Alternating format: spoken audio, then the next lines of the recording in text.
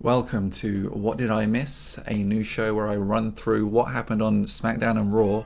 This week it's Smackdown. Let's get started. Shane McMahon isn't dead. Daniel Bryan calls him down to the ring, apologizes for the stuff that's happened between them all over the past few months. They bestie friends hug, and the whole thing between them has gotten just a little bit less interesting now. Bobby Roode comes down to join the commentary team, and no one sings along to his theme song, which just kind of makes me sad. Rusev beats Jinder Mahal clean. Then Rusev points at the sign. Then Randy Orton points at the sign. Then Bobby Roode points at the sign. My nan points at the sign. I'm currently pointing to the sign. Wrestlemania. So, okay, this is something. Big E pulls an iPad out of his pants, and then Kofi pulls a laptop out of his pants, and then the Usos show up, don't really say much, and then the Bludgeon Brothers show up and kind of just smash the camera. And that is wrestling, guys. Good job. Charlotte competes against Natalya in a match that Natalya was almost definitely going to win, but Carmella gets involved with her hot new segment, watch me try and cash in the Money in the Bank, but do a really terrible job of it.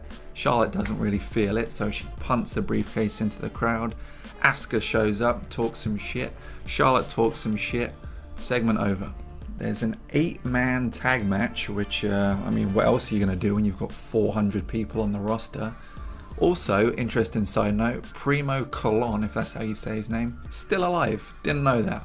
Anyway, Baron Corbin goes on to win this, then just kind of stares at the feet of Andre the Giant and says he's going to win it again. So hopefully that doesn't happen, but who knows. Those lovable rascals are at it again. The Canadian Paperboys, Kevin Owens and Sami Zayn, show up to occupy Smackdown, although by the look of the screenshot over there, it's almost as if they're doing a duet, which I kind of really like the idea of.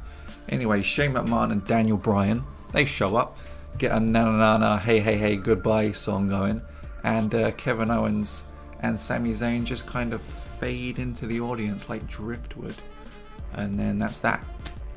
Occupation over. The final match of the night is the World's Greatest Tag Team version 2 versus the actual World's Greatest Tag Team, Shinsuke Nakamura and AJ Styles. This match is littered with sexual tension between Shinsuke and AJ. Constant grimacing, constant head pats.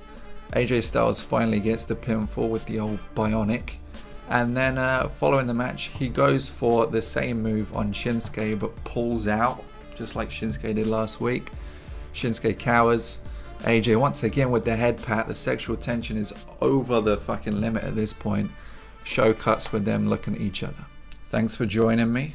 I'll be back next week with a wrap-up of the most exciting Raw of the year, the post-Mania Raw. You can catch me on Twitter, @LuchaRocket, which should be down here somewhere. I do this with my good friend Professor Ryan. We are Wrestling Community College. You can find us at WrestlingCC.com down there. And have a good week. Enjoy WrestleMania.